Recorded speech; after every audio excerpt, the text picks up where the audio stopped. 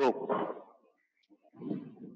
Good afternoon, everybody, and welcome you to the focus session on smarter buildings, better communities for everyone, an inside view on the Indian construction ecosystem and the road ahead.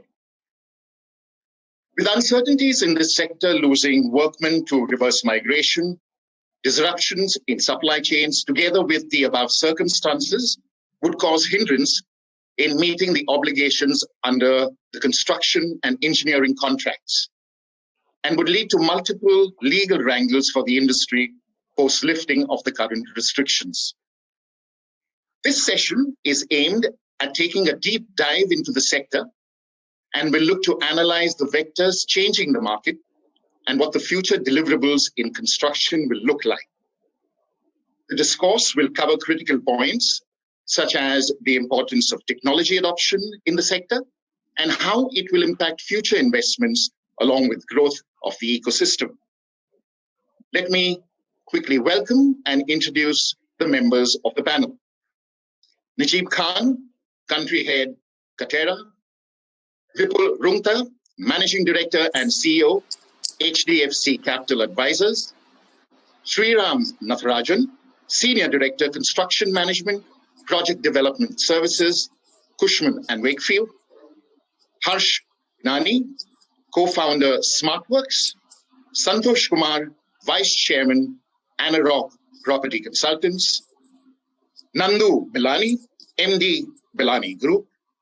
R.K. Arora, CMD Supertech.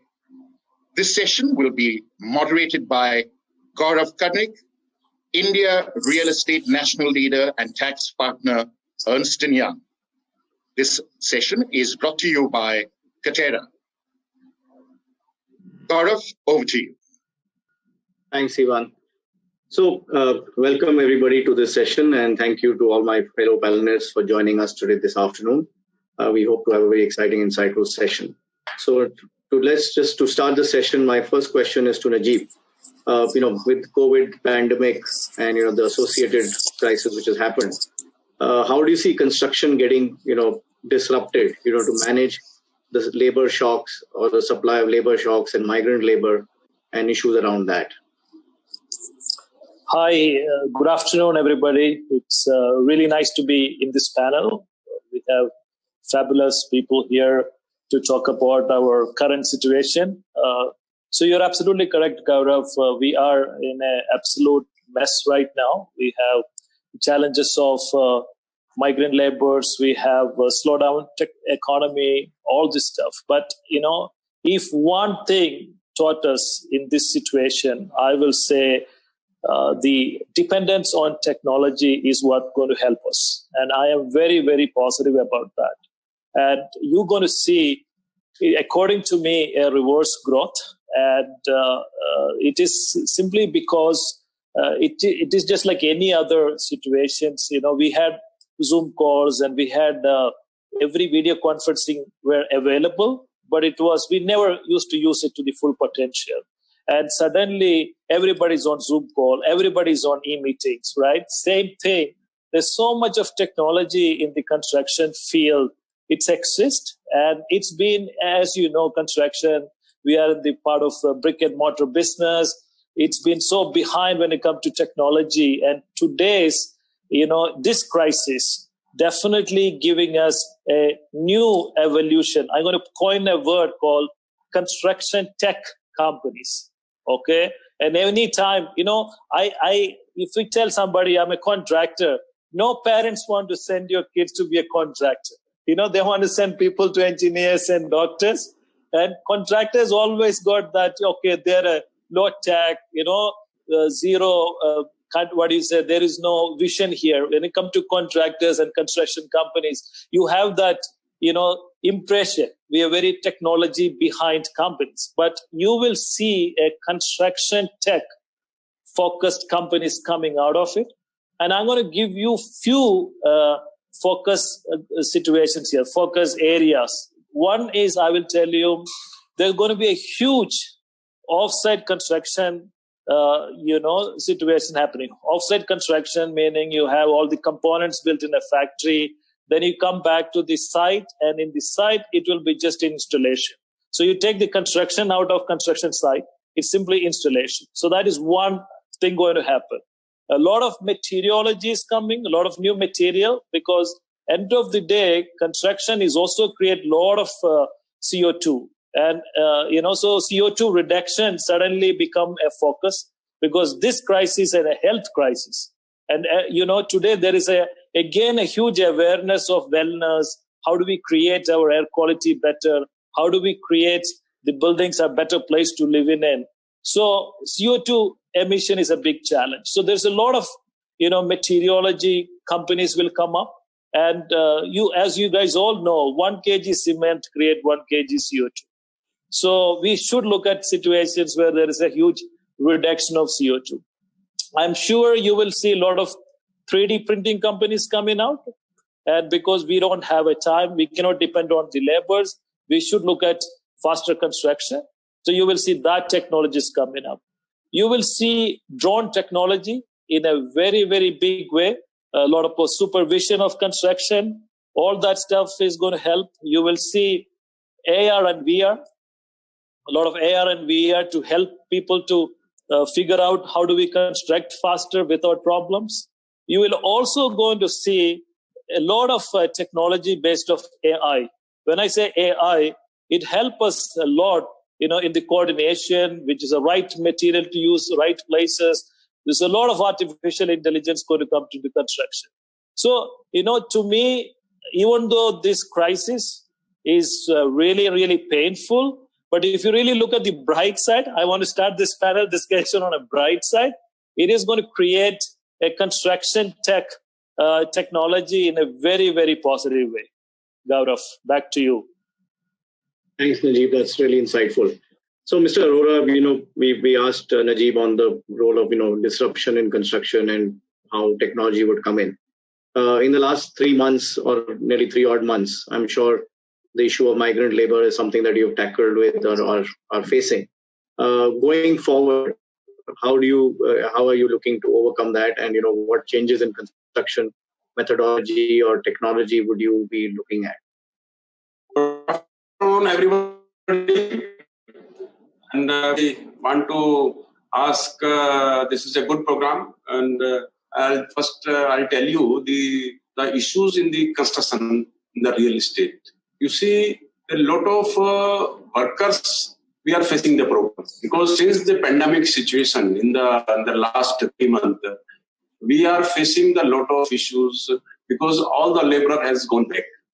Because हम लोगों ने क्या किया during this lockdown, we were maintaining them, and we are giving them food, we are giving them security, we are giving them all health related sub facilities. But even after giving this all facilities, most of the laborer has gone back to their native place. And the few हम लोग उनसे काम करा रहे हैं, but a lot of challenges is this, to keep them proper sanitized, to keep them proper social distancing. And that's a big issues, because once we are doing the construction, तो उसमें हमको काम कराना भी बहुत बड़ा challenges रहता है. And because अभी issue तो बहुत ज़्यादा बढ़ रहे हैं, क्योंकि most of the labor, 90% labor चली गई है.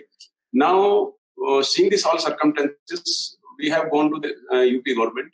And we have asked them कि जो labor वापस लौट रहे हैं, the people are coming back from the other state. We have signed one MOU to keep them in our projects. So there is a win-win situation. As far as जो लोग अभी वापस आ रहे हैं, उनके लिए भी काम मिलेगा. और दूसरा ये कि जो हमारे project अभी रुक गए हैं, at least उनको भी restart होगा. But not only the labor issues, we have the lot of other issues like material supply chain is also affected. We are not getting the material in time. So that's why this is a big challenge to restart and to come into the momentum. It will take time. And other things, जैसे you are talking this technology. Definitely, अभी आने वाले time के अंदर लोगों का रुझान रहेगा कि वर्क फ्रॉम होम की तरफ रहे और किस तरह से घर का डिजाइन कराया जाए कि उनको घर से ही काम करना, वर्क फ्रॉम होम का जो कल्चर है, this will have good demand और धीरे धीरे वो डिमांड क्रिएट होगी.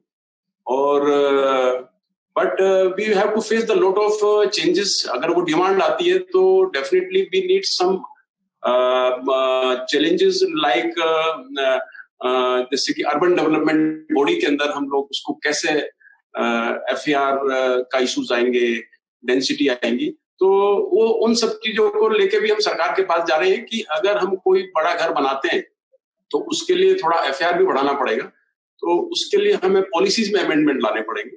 So I think after COVID we are facing the lot of issues. Not only these things, we again have to see this how the liquidity issues is also happening.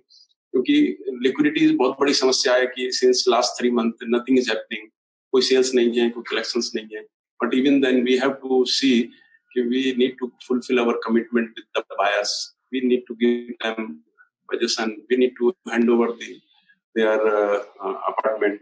Considering all this, we are going to the government at least give some liquidity into the system. Like I was talking, how can we come up with liquidity? You see, this every project is having the loan. सभी project के अंदर अपने loan चल रहे हैं, की repayment भी होनी है. So we have asked them कि at least we should get a one-time restructuring, one-time rollover. Back to you on the financing issue. I think the question we wanted to understand on construction. I'll come back to you. Thank you. So, Mr. Binani, Mr. Harsh, from a construction perspective in your region, what are the challenges? What are the new technologies that you are looking to, into the system to help and tackle post-pandemic? Good afternoon, everybody.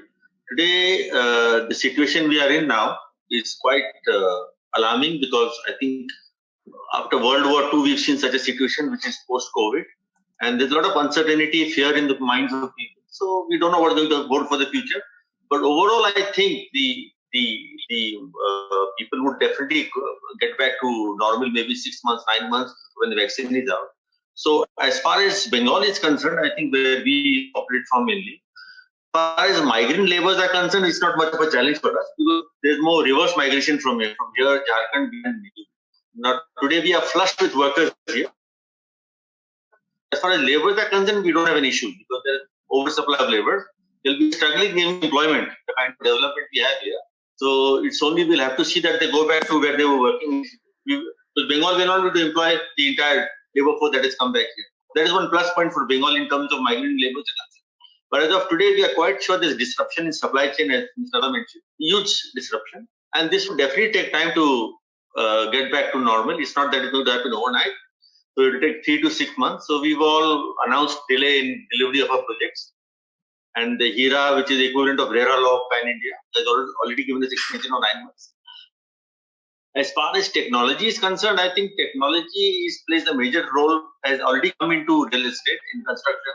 As far as speed of construction is concerned, in the good old days, there was not much of home loans. Today, there's such a pressure on a home buyer that we have to deliver on time. To deliver on time, what you need is technology for fast construction. Where we were doing 7 days, we were doing 21 days a slab. Now we've gone down to 5 to 7 days a slab with technology. Technology is already there.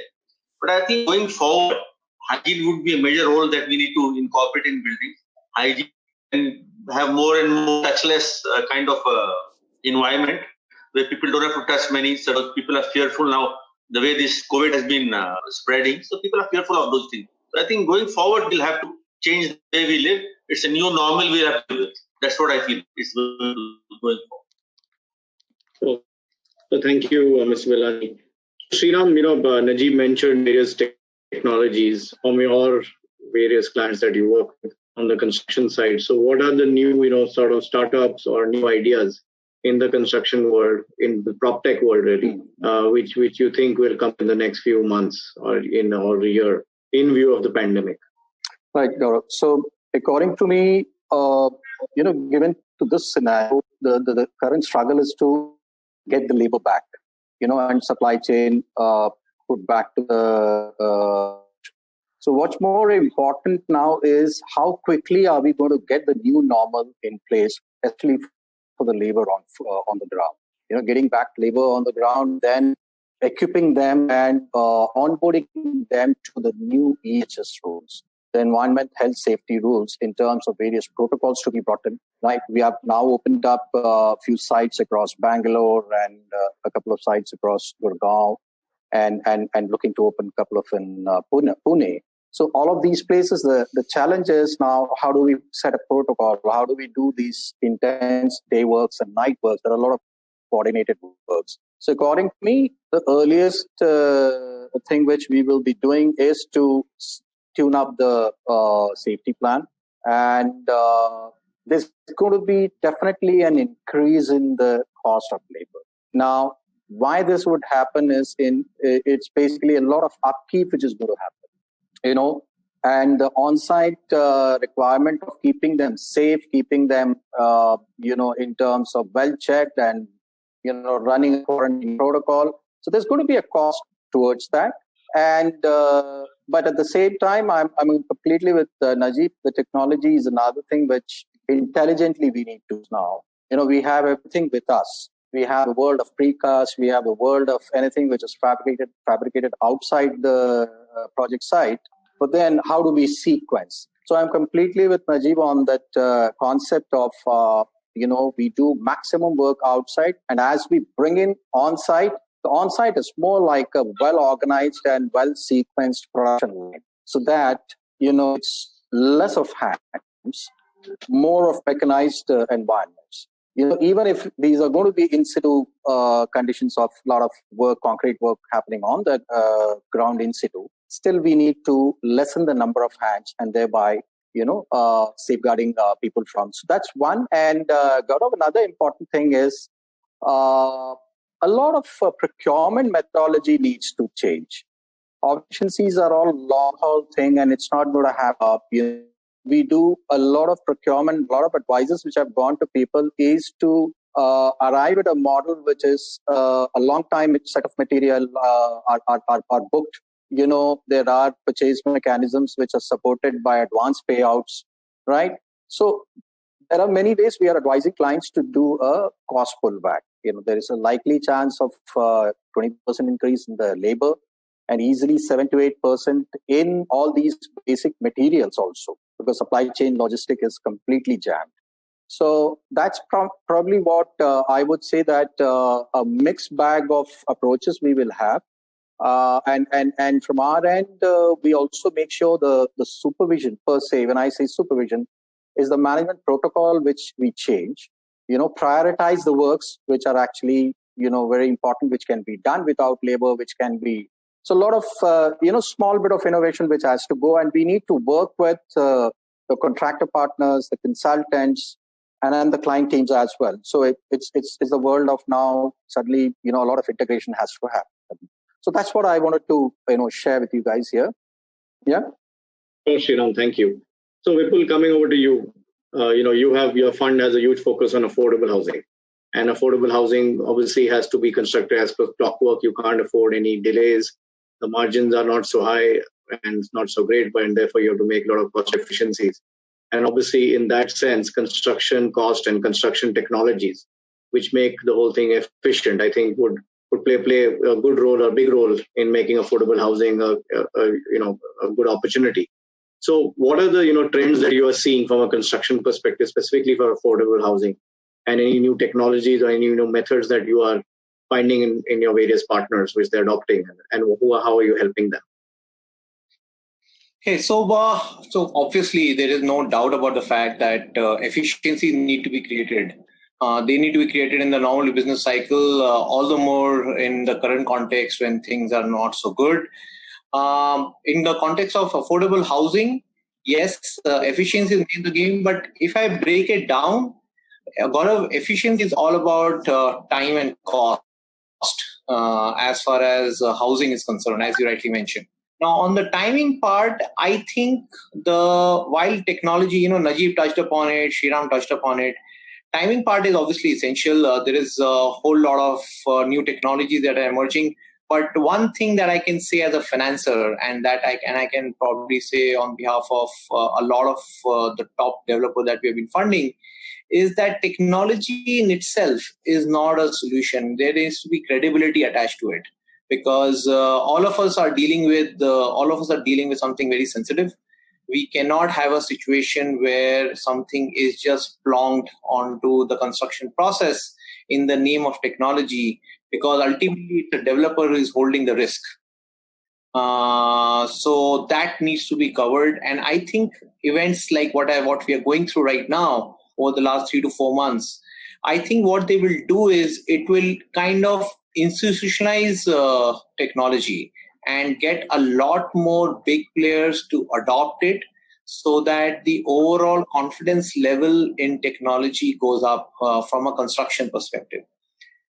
Second, I don't think also that it is important to have a complete change in the way you're constructing your stuff. For example, there are multiple processes involved, and the way to go about it, how we are doing it, is that we have set up an ecosystem where we have identified project management, construction technology in terms of pure stuff being done, sustainability, and sales related technology, because ultimately cash flow is important.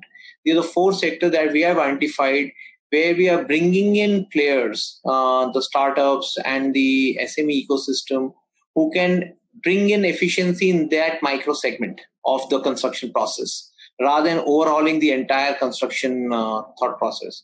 And we have seen a lot of efficiencies come into that. Najib talked about it in terms of AI and drone and all those things.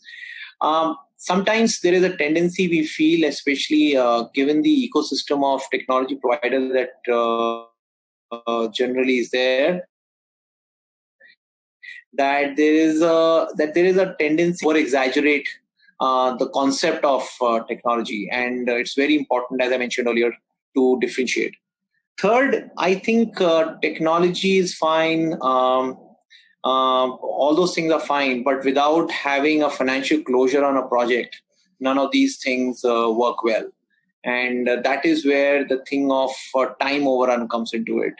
And Shriram talked about costs. And I think once you have the financial closure, which obviously will require more financing given the lack of cash flows, as Mr. Arora pointed out, this is imperative that if any kind of adoption is done by any of the developers, they have the kind of financing available to take care of a running project. And most importantly, we feel that there has to be, as we call internally, an intent on behalf of the particular developer to actually look at these things, rather than, we have seen there's generally a tendency to maintain status quo, that let it just go on, it's fine, I don't want to ruffle the feathers in terms of overall scheme of things or what has been set up. And clearly, whether it is in sales, I think out of the 4 segments that I mentioned, it is in the sales vector where things have happened maximum in terms of disruption through technology. I think that will clearly go into construction technology related to the specific project management techniques, and also in terms of purchase management. Purchase management is actually very, very simple and straightforward to do. So these are some of the ways, but let's see, a lot of things to do, and more importantly, more credibility. I think credibility is a key word that I would say is important. Yeah, thanks, Vipul. I think credibility and intent are 2 keywords out there which you mentioned. So Harsh, coming to you, you are founder of Smartworks, a co-working venture. Co-working in the new normal, how do you see that evolving? And from a design perspective, I guess, and from a space perspective, given the health regulations and social distancing norms, I would assume and imagine that you would have to, make significant design changes in the amount of space per person, etc. So your thoughts on that? Sure.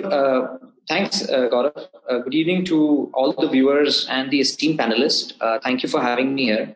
It's been a very interesting time for the co-working space industry, I would say.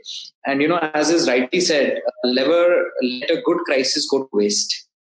And that's precisely what is happening with co-working, which has actually seen blitzscaling growth in the last 3 years, where we've literally grown by more than 5 times. And what has really happened suddenly is that obviously we are not insulated from the broader economy. there has been a significant demand contraction. And obviously, people are taking much longer to take decisions, which otherwise was happening quite rapidly. And co-working space overall, which accounts for, I would say, still a drop in the ocean. We are still about 3 to 4% of the overall commercial office estate market. But now we are starting to see a very, very strong headwind. And, the headwinds are so strong that what we were anticipating, would help us propel to about 8 to 10% of the market in the next 3 to 4 years. We can really see that happening in the next couple of years. And that's primarily because, the core of co-working space is to provide you optionality, whether it's flexibility in terms of tenure, whether it's cost savings, or just the simple aspect of you not having to invest in the capex. All of these merits now leading to a spike in inquiries. Because obviously it is true that work from home has been a major trend during the lockdown phase. And obviously a lot of the technology enablers have propelled that. But if you really ask beyond the Google, Microsofts of the world, are we really ready to move towards a complete work from home? The answer would be a blended no. Obviously, there will now be a system where people on a roster-based systems will continue work from home. But India at large is still a small and medium-sized driven economy. And you're not really going to have work from home take off exponentially overnight. And what does it mean for co-working largely is that because of the merits of flexibility and because the fact that we can decentralize different office locations across, you will start seeing a lot of enterprise-led growth. And that is where Smartworks has largely been focused, in the last couple of years. We are the leaders when it comes to enterprise clients. And we are starting to see a lot of inquiries spike up from them, particularly from a business continuity point of view. And now coming to the second part of the question, which is largely around design changes. Absolutely. To be very honest, design as a concept was taken more from an aesthetic point of view until now. But now all the operators, right, co-working obviously being the smaller part of the overall real estate ecosystem, will have to start making a lot of systemic changes, which help us in the longer term. And the three primary trends that we see happening from a design point of view. So one is obviously, all my esteemed panelists have also mentioned that, and, just to reiterate, de-densification of real estate per person is going to happen. Earlier, the thumb rule was 100 square foot, which in a co-working space came down to about 50 to 60 square foot. Now we are seeing a reverse trend back. 100 square foot might still continue being the new normal because people would want design that facilitates physical distancing and social distancing. So that's one. Second is there will be an advent of, using a lot of new material, which is antimicrobial in nature and much more safer. And China has already led the evolution there. And we are learning a lot of that, from our investor as well, Kepeland, which is a Singapore-based player with a lot of presence in China. Things like copper, antimicrobial coating, etc., which will make construction and design more expensive. But having said that, it's going to make it much more sustainable as well. And finally, we start seeing a lot of movement towards touchless technology. Things like footless sanitizers, foot pedals, essentially all of the themes which will make contactless tech work very well in buildings is something that we definitely see as a bigger change in the overall scheme of design. Thanks, Harsh. So coming over to you, Santosh, we've heard the remaining panelists speak about construction technologies, etc. So your clients, your tenants, or people you're selling for, what are the sort of lately, what are the demands from a design perspective that you're hearing, which is maybe different from what Harsh just mentioned on the contactlessness or the amount of space per person? Any innovative designs or any requirements that you see? Yeah, Gaurav, thanks everyone for participating. Gaurav, what we are seeing in the demand coming from various assets classes. It's not particular to any particular assets class.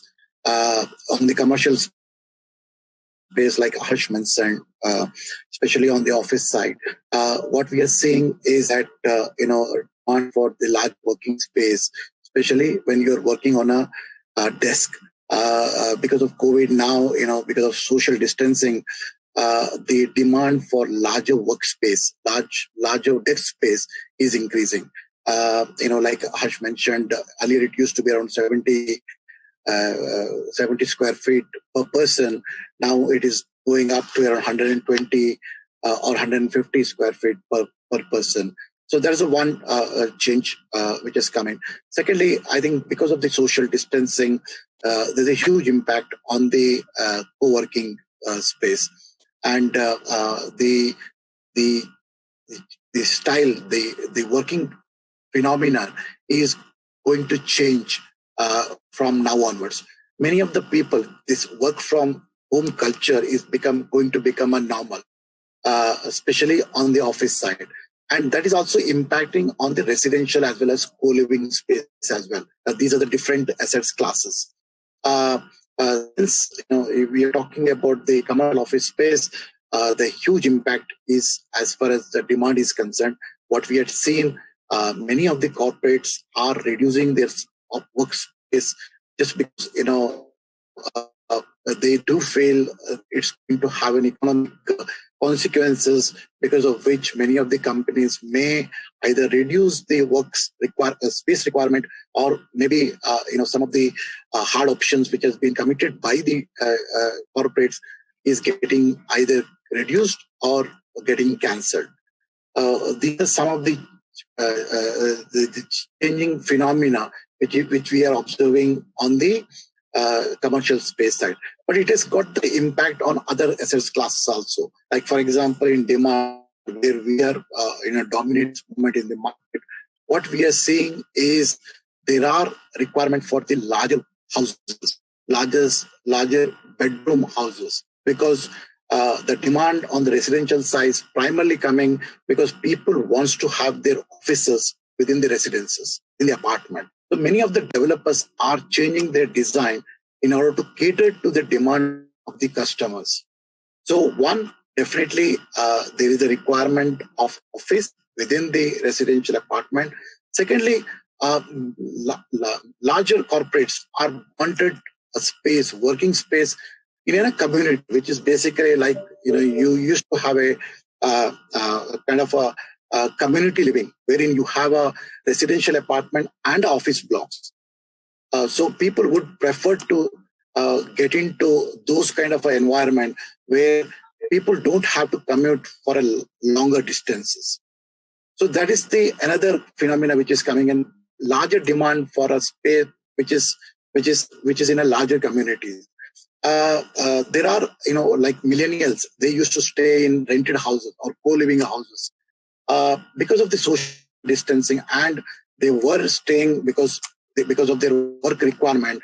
Now, work from home becoming normal, they may not prefer to stay in the co-living. Majority of the workforce have moved out of the metros and going into or getting into a peripheral geographies, or where they can have a environment which is from the your city life. So the other trend which is we are witnessing, especially on the residential side, is there's a huge demand coming from for houses which are away from the cities, which has got all the facilities and where they can really enjoy the lifestyle. So these are some of the trends which we are witnessing post-COVID. One, definitely smaller houses are not the demand. The people prefer to have a larger spaces. Secondly, they do want design to be changed. They do prefer to have a kind of an office design within the apartment. Thirdly, they do not want to commute very long. They wanted to have their houses along with the offices where they can closely work very friendly. And fourthly, there is a preferences for to have a residences which is away from the city. Thanks, Santosh, for that. So Najib, coming back to you talked about some very fancy stuff like drone technology coming in, and newer technologies or new construction methodologies. So they sound, to a layman, they sound expensive, and that could increase your capital costs, at least from just hearing about it, because it sounds very fancy and high tech out there. So how do you look at that from an affordability perspective? If we want, if you're going to use all these technologies, if they are expensive, then you will pass on the cost to the developer. So what is that you're looking at doing, or making this more affordable, or what is the pricing around all this new technology that you talked about? You're on mute, Najib. You're on mute. Najib, you're on mute. Gaurav, I'm glad you asked that question because, as Vipul said, the credibility is a very important aspect. And how do you bring credibility to this technology? And the first important thing to bring credibility is bringing the cost down. Because if it's a real technology, that will bring the cost down. Okay, there is no word called fancy technology in our world, because when shared mobility came, it was a beautiful technology, and it brought the cost down, because only way it cost down is it brought efficiency in, right? So all the fancy word you heard, either being drone or VR, AR, or 3D printing, ultimately has to bring the cost down. And that is the real test of credibility, right? I mean, our challenge as a company, which is very focused on construction tech, or I'm a person very focused on construction tech, is most of the time, customers don't want the speed. Most of the time, the right word people used again, the status quo. They don't want the change because there is a disconnect between the end user and the person who's making, So if we can bridge that disconnect, that means we are making something really the customer wants. Then suddenly, the technology really help.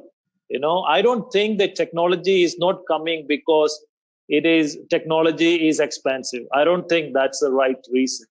The technology is not coming into construction because people really not getting that need, meaning because the end user need the speed, or there's a disconnect between the end user and whoever it's making.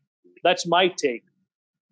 No, Najib, I think that was a very forceful argument for using technology and really addressing the question around cost. So, Mr. Binani, I'll come to you. Construction activity as such requires you to be on the site, and people are scared, maybe scared even at the labor cost of going and working at the site, or coming to the sites every day, or etc. How sort of concerns? I understand on your side there's no issue because the migrant vehicle is not such a big issue, but generally, how would you get them to get the confidence? No, now initially there is a struggle in terms of getting them on site. Like now people have just come back, the migrant laborers have just come back to their homes, and there's a fear factor of going on site and contracting the disease. The family is also fearful. But overall, in the long term or maybe short to medium term, people would definitely come back to site. And on site, we've got some standard operating procedures that we've laid down for work on site. Though this will definitely slow down the work in terms of labor, because it reduces the number of laborers. You have to maintain a social distancing. And with all these factors, I think initially, if it's totally labor intensive, there are a lot of works which you cannot do with technology. There are some brickworks kind of a thing. You may want to do some precast partitions instead of brickwork. But that's again an expensive thing. You're going to do in affordable homes. Those are expensive. You have to do the conventional brickwork. So that needs skilled labor on site. So with social distancing, I think the number of laborers you can use is going to come down. So work would definitely be slow initially till the social distancing is done away with. And the other thing was, as technology, we think it's not expensive. I think technology is expensive if you don't have volumes and cash flow in your system. I think cash flow is a very important factor in our business. And sales are slow. And Mr. Vipul Rinka would know, funding in terms of a lot depends on your sales also. So if banks don't fund, banks link your funding to your sales and construction. So if sales are not there, banks don't fund. So I think funding is very important, to afford technology and to attain that speed. So I think that going forward, banks also need to rework how they fund. Instead of 2x cover, I think they should fund the entire construction and the asset is with them till we sell them. They can secure their funding there. I think these are things going forward. We'll have to evolve and work with banks. As far as funding is not, the sales are going to be slow for some time. I think you have to accept that. And banks will have to be flexible in the funding for technology so that we can afford technology and gain that speed. That's my take on this. Yeah. You're on mute.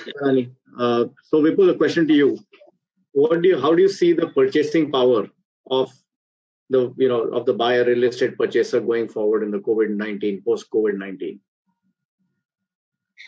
I see at a macro level, there is no doubt about the fact that in the short term, purchasing power will go down because people don't have confidence on what their future stream of income is, whether I'm a businessman, or for that matter, a salaried person. Having said that, for all the reasons that were mentioned by the panel at various points of time in the last 45 odd minutes, I think there will be a factor which is a psychological aspect of home loans, of getting your own home, which will play up. A lot of, we talked about millennials and staying in a rented accommodation because it makes financial sense of 1% or 2% rental yield versus a mortgage rate of what was 9.5% a year back. Or for that matter, the fact that nobody wants to take a very large mortgage and tie themselves up and so on and so forth. I think a lot of those logics will go out of the window. The psychological aspect of having your own home is going to be fairly strong and I think will be a perfect counterbalance to the fact that people may not have the purchasing power. Second, very, very nice data point we came across that the number of SIPs which are being done in the stock market have not significantly reduced. Now, an SIP is also beyond a certain point in time what is my extra income and part of my savings. And we expect that what may happen is that premium housing obviously has its own, will have its own challenges, but mid and low income housing will become more essential over the next 3 to 6 months than it ever was. The key point will be supply side. So purchasing power is one aspect, but purchasing power for good quality supply should not be a problem. Thanks, Vipul. So, Mr. Arora, you're on mute. So are you focused on the affordable housing segment as such going forward? Have you started moving to that segment? And what is your wish from the government on affordable housing if that's the segment you focus on? Yeah, Gaurav, we are definitely working on the affordable segment and doing a lot of project in NCR. Major issues, just rightly said, the credibility of the developers. Definitely, it is the जब तक हमारी deliveries commitment timely पूरे नहीं होंगे, it is a major impact on the sales and the credibility. First of all, we need to see how can we complete our ongoing projects. One is कि दो issues में समझता हूँ उसमें. एक है कि existing home buyers जो आज प्रॉब्लम फेस कर रहा है बिकॉज उनकी एक समस्या है दे आर नॉट मतलब उनको एक तरह से फियर आ गया है कि whether they are going to reduce the salary they are going to lay off तो वो एक फियर की वजह से वो मोमेंटम अभी घट रहा है मुझे ऐसा लगता है तो एक उनको एक तरह से रिलीफ मिलना चाहिए 1 साल का मैं समझता हूँ अगर कुछ ऐसा कोई रिलीफ 1 साल का मोरेटोरियम विदाउट इंटरेस्ट उनको मिलता है नंबर 1 नंबर 2 अगर हमको न्यू सेल्स करनी है तो how can we increase the new sales तो उसमें हमको मुझे लगता है कि जो इंटरेस्ट रेट है होम लोन का अगर वो कहीं 6.5% के बराबर आता है तो इस सेक्टर को बूस्ट मिलेगा as far as this you said कि affordability is depend on the 2 aspects today. One is the land and other is the construction cost. As you know, the land cost is always remain in same वो बिल्कुल fix हो गए हैं क्योंकि लोगों की जो अपनी कॉस्ट है लैंड की वो कम होने वाली नहीं है अभी हमको देखना है how can we build the more area on the particular land कैसे हम बना सकते हैं उसके लिए हमको उस FAR और उसकी डेंसिटी में अमेंडमेंट लाने होंगे तभी हम लोग उसके ऊपर कुछ ज्यादा एरिया बना पाएंगे and we create the lesser cost of the area per square feet जो हम बात करते हैं उसमें हम कम कर सकते हैं दूसरा कंस्ट्रक्शन कंस्ट्रक्शन कॉस्ट को कैसे रिड्यूस करना, जैसे सभी अभी पैनलिस्ट डिस्कस कर रहे थे कि technology, as we are thinking, we have come up with the precast arrangement in our system, so we are doing the lot of things in the factory, क्योंकि अभी आप देख रहे हैं कि आफ्टर द पेंडेमिक साइट के ऊपर काम करना विद सोशल डिस्टेंस मेंटेन करते हुए it is going to difficult in the long run. अभी जो सिचुएशन है कब इम्प्रूवमेंट होगा, अगर हम कुछ ऐसा अरेंजमेंट करें कि फैक्ट्री से ही एलिमेंट बन के हम साइट पर ला रहे हैं, तो this will create the fast arrangement to delivery. So we have started this. We create one precast factory in Noida, and we are doing this arrangement. And more affordability. जैसे कि like government ने अभी announcement किया है rental housing scheme, उसके ऊपर हमको focus करना चाहिए। तो उससे भी काम करते हैं, तो उससे भी affordable requirement बढ़ेगी। Yeah, sure. Thank you, Mr. So Sriram, coming back to you, just a question. You deal with, I think, construction clients and focus on that area. So one of the demands which may come from construction or the contractors is that to bill the developer for the expenses for the last 3 months, because they've deployed the machinery, they've deployed their they're incurring costs on leasing equipment or putting equipment there. Do you see that as an issue which is happening? Do you see developers also saying force majeure and therefore we don't need to honor this contract for the time being? Your thoughts around that? Okay. So, yeah, I mean, that's been the case for the last 3 odd months since when the lockdown has happened. And what we see is, it's importantly for the BCP, which is the, business continuity plan. It's not about, it's only the contractor who has to look at it. And the developers have to. So while developers are looking at their business continuity plan, they have to include their partners. Who are the partners? The contractors, the consultants, or any other suppliers or technology providers. So an inclusive concept of business continuity is must, and this aspect of force majeure is been a convenience across various ways it can be interpreted and has been interpreted. But in the game now, everybody has a catch-up.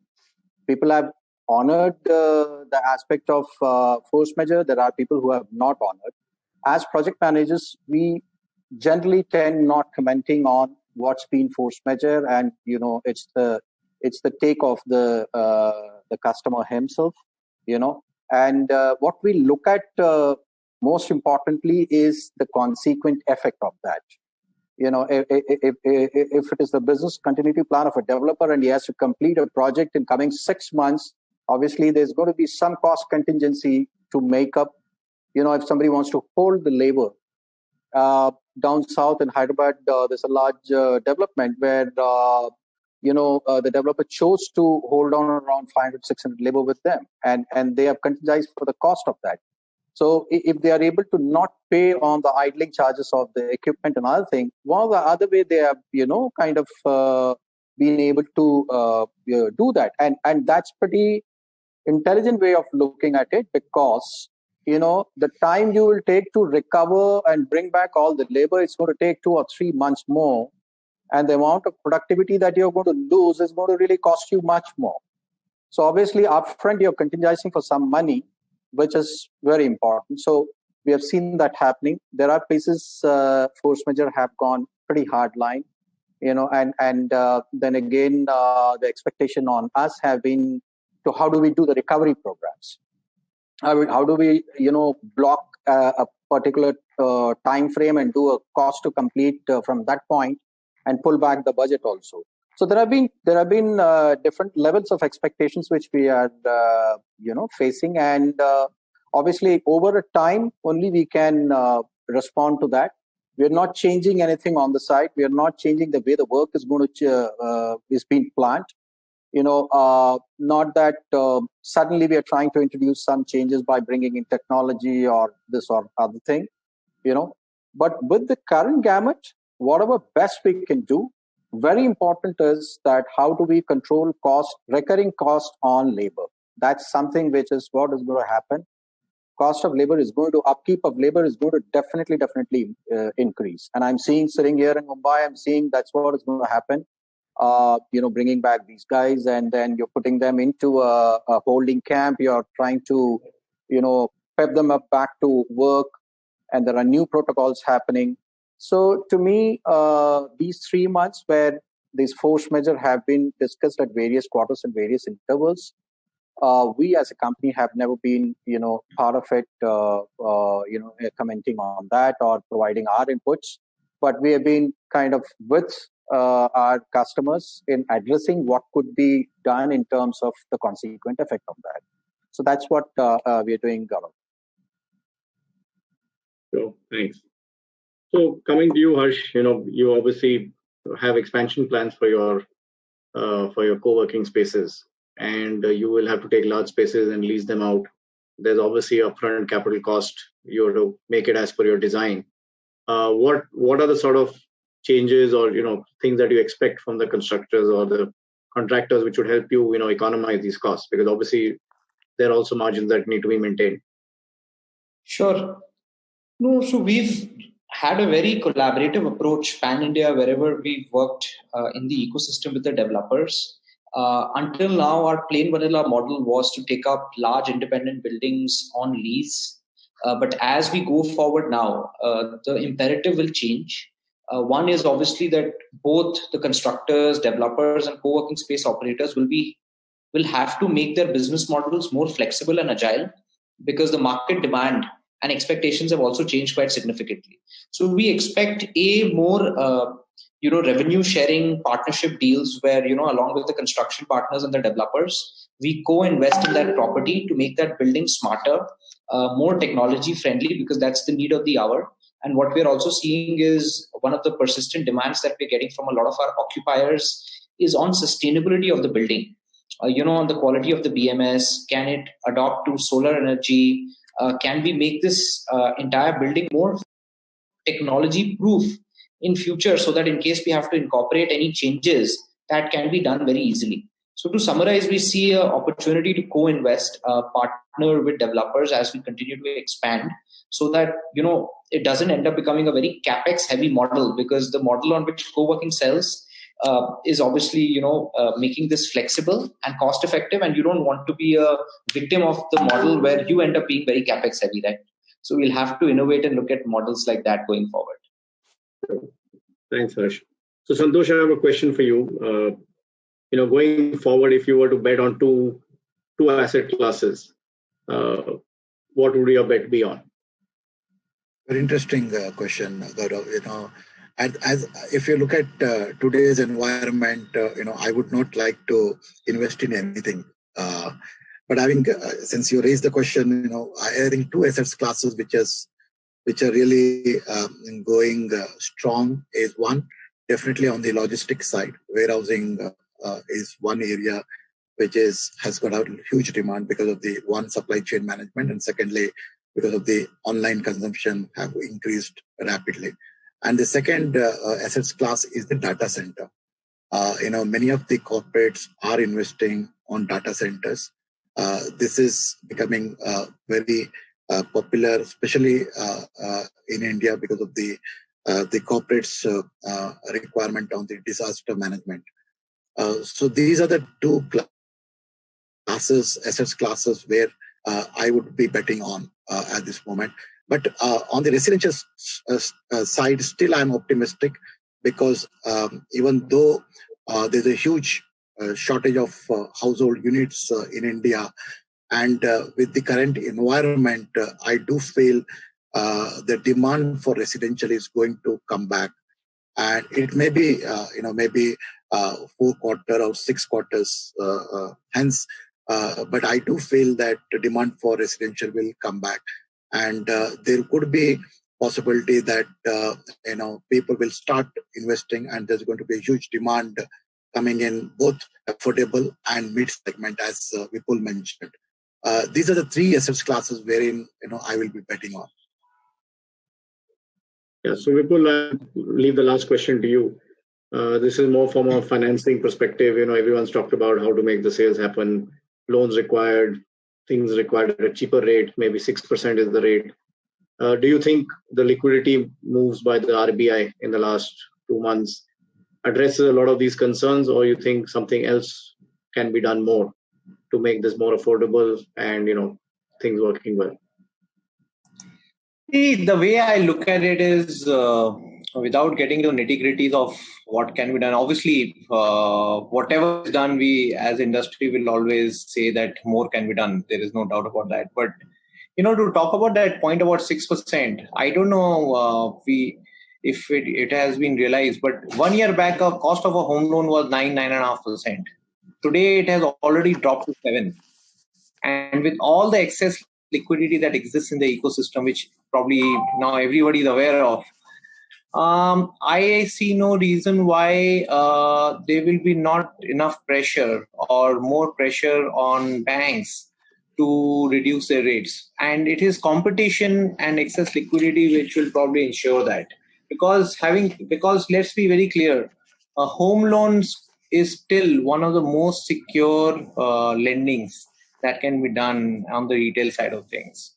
And given what is happening on the SME segment and lack of very large projects that is happening on the corporate side, this will become a big focus. And it is very, very obvious that 1% drop in home loans results in a huge amount of demand at the mid and low level.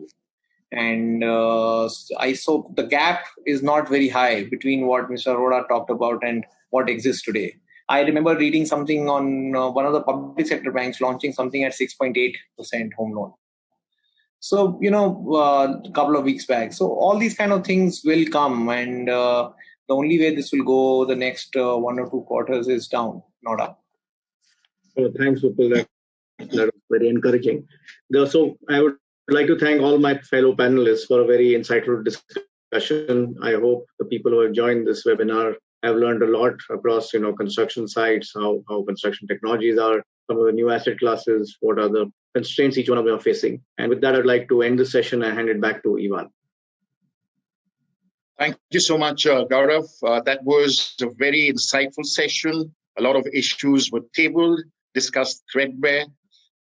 This discourse did cover critical points on the importance of technology adoption in the sector and how it will impact future investments along with growth of the ecosystem. Thank you so much for moderating the panel, Gaurav, and a big thank you to Najib Khan, Vipul Rumta, Sriram Natharajan, Harsh Binani, Santosh Kumar, Nandu Bilani, and R.K. Arora for participating in this panel discussion. I'm sure those who've logged in and have tuned into this webinar are leaving with some very important takeaways. This is your host, Ivan Rodrigues, signing off. Have a good evening. Thank you. Thank you, gentlemen. Thank you. Thank you. Thank you. Thank you. Thank you. Thank you, everybody.